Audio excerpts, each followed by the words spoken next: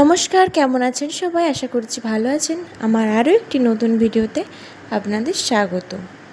তো এইখানে আমি ডাবের জল খেয়ে দুপুরের লাঞ্চ করে এখানে আমি রেডি হয়ে গেছিলাম, যেহেতু আজ আমার গ্রোথ স্ক্যান, তার জন্য।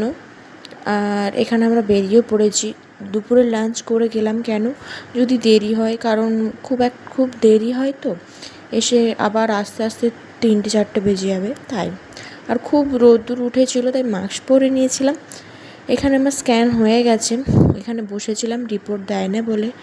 আর ওর মুখটা দেখে বুঝতেই পারছেন একটু টেনশানে আছে, কি হবে না হবে, কিন্তু রিপোর্ট সব ঠিক আছে।